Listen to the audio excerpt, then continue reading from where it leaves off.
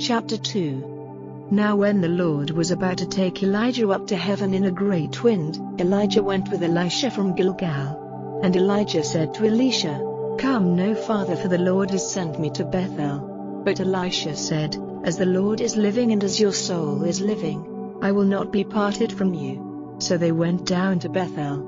And at Bethel the sons of the prophets came out to Elisha and said, "Has it been made clear to you that the Lord is going to take away your master from over you today?" And he said, "Yes, I have knowledge of it, say no more." Then Elijah said to him, "Come no farther, for the Lord has sent me to Jericho." But he said, "As the Lord is living and as your soul is living, I will not be parted from you." So they went on to Jericho. And at Jericho the sons of the prophets came up to Elisha and said to him, "Has it been made clear to you that the Lord is going to take away your master from over you today?" And he said in answer, "Yes, I have knowledge of it, say no more." Then Elijah said to him, "Come no farther, for the Lord has sent me to Jordan."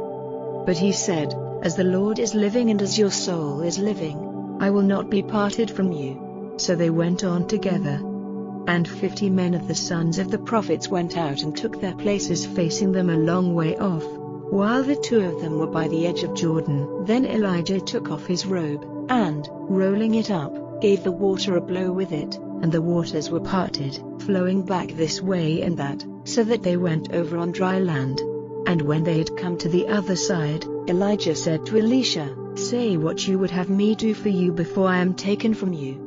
And Elisha said, "Be pleased to let a special measure of your spirit be on me."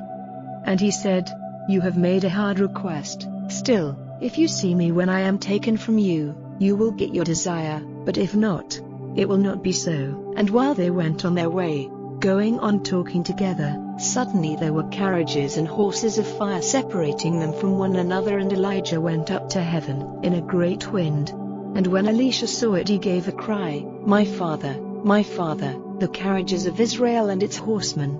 And he saw him no longer, and he was full of grief.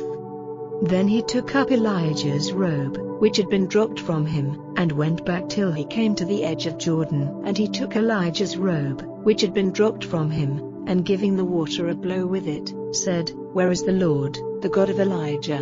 And at his blow the waters were parted this way and that, and Elisha went over. And when the sons of the prophets who were facing him at Jericho saw him, they said, "The spirit of Elijah is resting on Elisha."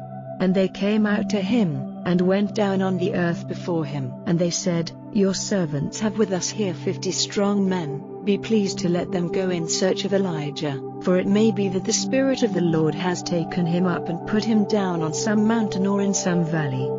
But he said, "Do not send them." But when they kept on requesting him, he was shamed and said, "Send, then."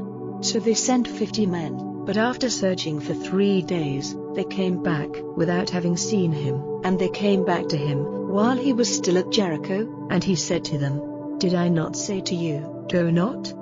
Now the men of the town said to Elisha, "You see that the position of this town is good, but the water is bad, causing the young of the cattle to come to birth dead."